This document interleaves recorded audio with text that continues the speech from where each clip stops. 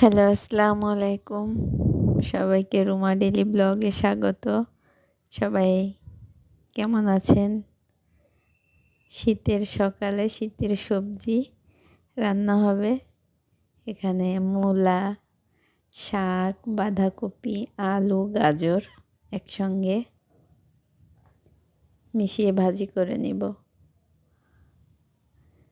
সব সবজিগুলো কাটাকাটি শেষ। এবার ধুয়ে এক এক করে কড়াইতে নিয়ে নিচ্ছি।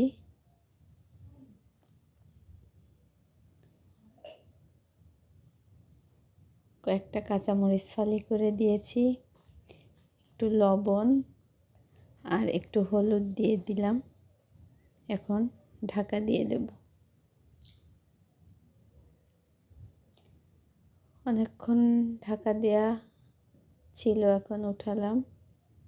সবজিগুলো 3 ভাগের 2 ভাগ সিদ্ধ হয়ে গেছে। একটু উলট পালট করে নাড়াচাড়া করে দিচ্ছি।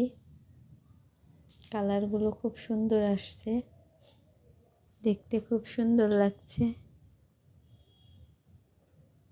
আবারও ঢাকা দিয়ে রাখছিলাম। যতটুক পানি ছিল, পানি দেয়নি, সবজি থেকে যতটুক পানি বের হয়েছে সবটুক পানি টেনে গেছে।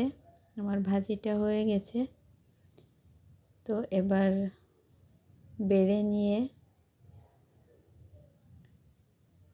রসুন কুচি দিয়ে তেলে দেব। আমি কিছুটা রসুন, 2টা পেঁয়াজ কুচিয়ে নিয়েছি। তেল গরম হয়ে গেছে, দিয়ে দিলাম। আর 2-3টা তেজপাতা দিয়ে দিলাম। একটু নাড়াচাড়া করে পেঁয়াজ রসুনটা ভেজে নেব। লাল লাল হয়ে গেলে তখন সবজিগুলো দিয়ে দেব। তো এবার সব সবজিগুলো ভালো করে উল্টে পাল্টে মিশিয়ে নিয়ে সুন্দর করে মিশিয়ে নেব। একটু অনবরত নাড়াচাড়া করব যাতে সুন্দরভাবে তেল, পেঁয়াজ রসুনটা ভালোভাবে মিশে যায়।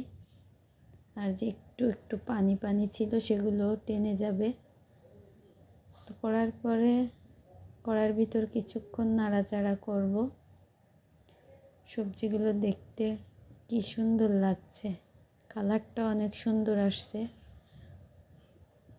খেতেও ভীষণ মজা হবে। আমার ভাজি রেডি। এবার পরিবেশন করে নিলাম সকালের নাস্তার জন্য রুটি আর সবজি।